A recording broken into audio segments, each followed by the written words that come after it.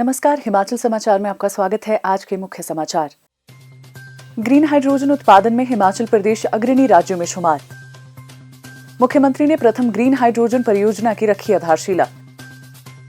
परियोजना को 1 वर्ष में पूर्ण करने के दिए निर्देश। मुख्यमंत्री ने स्वच्छ शहर समृद्ध शहर पहल और एक राज्य एक पोर्टल का किया शुभारंभ। मुख्यमंत्री ने कहा, राज्य में ईज ऑफ लिविंग के लिए की जा रही परिवर्तनकारी पहल। 10 फरवरी से सभी शहरी निकायों में आयोजित होंगे समाधान शिविर। और अब समाचार विस्तार से। मुख्यमंत्री ठाकुर सुखविंदर सिंह सुक्खू ने आज जिला सोलन की नालागढ़ तहसील के धबोटा में उत्तर भारत के पहले 1 मेगावाट क्षमता के ग्रीन हाइड्रोजन संयंत्र की आधारशिला रखी। उन्होंने कहा कि 9 करोड़ 4 लाख रुपए की इस महत्वाकांक्षी परियोजना को Himachal Pradesh power corporation limited द्वारा ऑयल इंडिया लिमिटेड के संयुक्त तत्वावधान से विकसित किया जा रहा है। उन्होंने अधिकारियों को 1 वर्ष की समय अवधि के भीतर इस परियोजना को पूरा करने के निर्देश दिए। मुख्यमंत्री ने हिमाचल प्रदेश को मार्च 2026 तक देश के प्रथम हरित ऊर्जा राज्य के रूप में स्थापित करने की प्रतिबद्धता को दोहराते हुए कहा कि धबोटा हरित ऊर्जा संयंत्र प्रदेश की नवीकरणीय ऊर्जा की सतत यात्रा में मील पत्थर साबित होगा। हरित ऊर्जा राज्य की परिकल्पना को साकार करते हुए प्रदेश सरकार ने 26 अप्रैल 2023 को ऑयल इंडिया लिमिटेड के साथ एक समझौता ज्ञापन हस्ताक्षरित किया था, जिसके तहत सौर ऊर्जा, जियोथर्मल ऊर्जा और कंप्रेस्ड बायोगैस के विकास की दिशा में कार्य किया जाएगा। उन्होंने कहा कि इस संयंत्र के लिए विस्तृत आंकलन के बाद धबोटा में 4000 वर्ग मीटर की भूमि का चयन किया गया है। राज्य की विस्तृत कार्य योजना के तहत हरित हाइड्रोजन पहल के रूप में ये परियोजना स्थायी ऊर्जा समाधान के लिए सरकार की प्रतिबद्धता को प्रदर्शित करती है। इस संयंत्र की प्रतिदिन 423 किलोग्राम ग्रीन हाइड्रोजन के उत्पादन की क्षमता है, जिसके लिए प्रति किलोग्राम हाइड्रोजन के उत्पादन के लिए 13 लीटर पानी की आवश्यकता होगी। भूमिगत जल के रूप में ट्यूबवेल के माध्यम से पानी की आवश्यकता को पूरा किया जाएगा। उत्पादन की प्रक्रिया के दौरान प्रति किलोग्राम हाइड्रोजन के लिए लगभग 52.01 यूनिट बिजली की खपत होगी। संयंत्र द्वारा वार्षिक 1,54,395 किलोग्राम ग्रीन हाइड्रोजन के उत्पादित होने की संभावना है। उन्होंने कहा कि प्रदेश सरकार 500 मेगावाट सौर ऊर्जा के लक्ष्य को हासिल करने की दिशा में प्रगतिशील है। 31 मार्च 2026 तक प्रदेश को जो हरित राज्य बनाने की दिशा में हमारी सरकार ने कार्य किया और ये किसी सरकारी क्षेत्र में भारत का पहला ग्रीन हाइड्रोजन प्रोजेक्ट है। इस प्रोजेक्ट का लाभ यहाँ इंडस्ट्रीज को मिलेगा और ग्रीन हाइड्रोजन किसी राज्य के द्वारा 1 मेगावाट का प्रोजेक्ट लगाकर हिमाचल प्रदेश इसमें अग्रणी राज्य बना है। भविष्य की ऊर्जा ग्रीन हाइड्रोजन है। आप देखेंगे कि इस 1 मेगावाट के प्रोजेक्ट को लगाने का पायलट प्रोजेक्ट है ये। इसके बाद हम इसमें और इन्वेस्टमेंट करेंगे। धीरे धीरे हमारे पास जो संपदा है उसमें सही मायने में अगर ग्रीन हाइड्रोजन कहीं उत्पादित हो सकता तो हिमाचल प्रदेश है।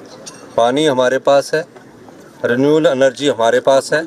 इन दो को आधार मानकर ही ग्रीन हाइड्रोजन पैदा होती है और इस ग्रीन हाइड्रोजन प्रोजेक्ट को हमारा टारगेट है कि इस मार्च तक इसको पूरा कर लिया जाए, क्योंकि जो इलेक्ट्रोलाइजर है उसको लाने के लिए थोड़ा समय लगता है और ये देश का पहला सरकारी क्षेत्र और उपक्रम के साथ समझौता किया हुआ पहला प्रोजेक्ट है।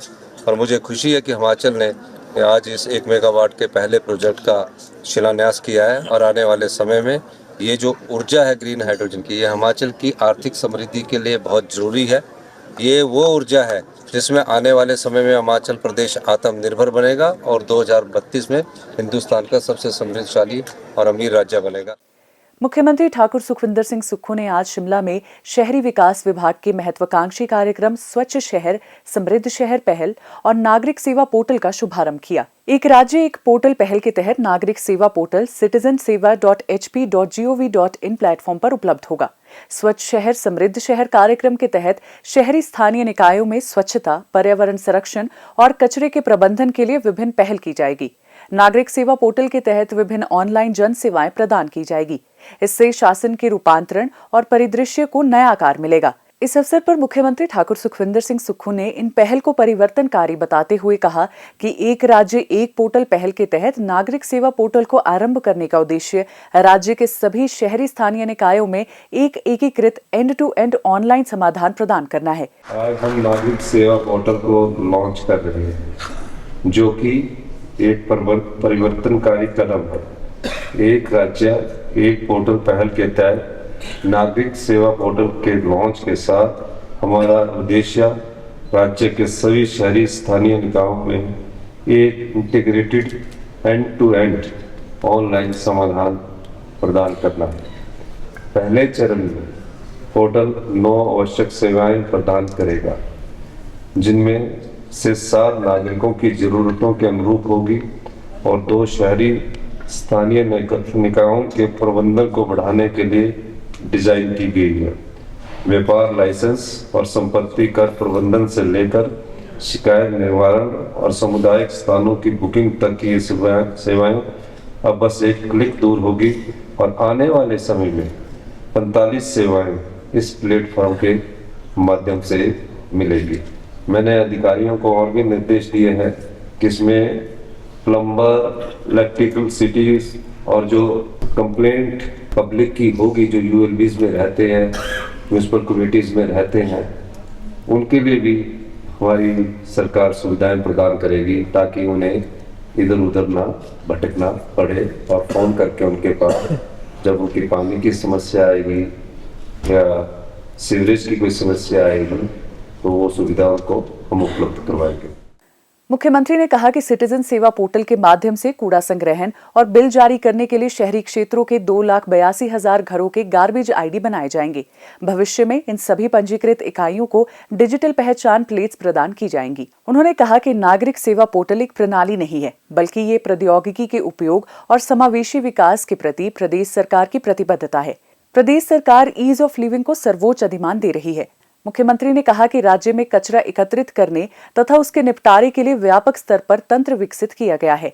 इसके वैज्ञानिक निपटारे के लिए आधुनिक सुविधाएं विकसित की जा रही है। शहरी स्थानीय निकायों में पार्किंग, पार्क व अन्य सुविधाओं का विस्तार किया जा रहा है।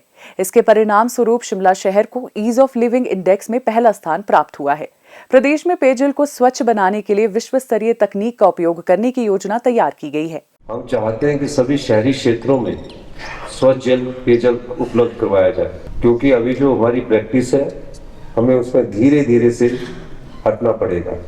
हम शिमला शहर में ओजोन बेसिस पर जो पानी की लेटेस्ट टेक्नोलॉजी है उस आधार पर अपनी जनता को पानी उपलब्ध करवाना चाहते हैं और उसके लिए पायलट प्रोजेक्ट के रूप में हमने शिमला शहर को चुना है। आने वाले समय में हमने यूवी रेस के माध्यम से भी क्लीन वाटर की दिशा में आगे कदम बढ़ाया है, लेकिन अब आने वाले समय में उससे जो एडवांस टेक्नोलॉजी पूरे विश्व में है, हिमाचल प्रदेश धीरे धीरे चरणबद्ध तरीके से हम उस टेक्नोलॉजी को बढ़ाएंगे ताकि हमारे जो नागरिक है, हमारी जो जनता है, हमारी जो जनसंख्या 70 लाख के करीब है, उनको स्वच्छ जल उपलब्ध हो सके। और मैं ये भी कहना चाहूँगा कि हम सब लोगों को सभी मिलजुल कर जो भी हमारी योजनाएं हमारी सरकार की आ रही है वो आत्मनिर्भर हिमाचल प्रदेश की दिशा में बढ़ते हुए कदम है। हमारा लक्ष्य है 2027 को हम हिमाचल प्रदेश को अपने पांव पर खड़ा करें और आत्मनिर्भर बनाएं और 2032 तक हिमाचल प्रदेश हिंदुस्तान का सबसे समृद्धशाली और अमीर राज्य बने।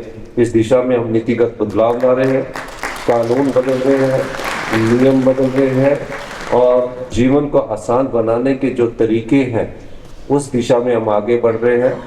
मुझे खुशी है कि कुछ समय से तक पहले ये सोच बहुत कम थी, लेकिन हमारे प्रयासों से पिछले 1.5 वर्ष से सोच में बदलाव आया है और हम चाहते हैं कि हिमाचल प्रदेश एक समृद्धशाली और अमीर राज्य बने। इसके लिए आप सबका सहयोग चाहिए। मुख्यमंत्री ने कहा कि 10 फरवरी 2025 से सभी शहरी स्थानीय निकायों में सार्वजनिक शिकायतों के समाधान के लिए वार्ड स्तर पर समाधान शिविर आयोजित किए जाएंगे। सभी शहरी स्थानीय निकायों में स्वच्छ शहर समृद्ध शहर के रूप में 2 माह तक जागरूकता कार्यक्रम आयोजित किए जाएंगे। इस अवसर पर मुख्यमंत्री ने नवनिर्मित शहरी स्थानीय निकायों को कचरा संग्रहण वाहन खरीदने के लिए 10,62,000 रुपए प्रति निकाय वित्तीय सहायता प्रदान की।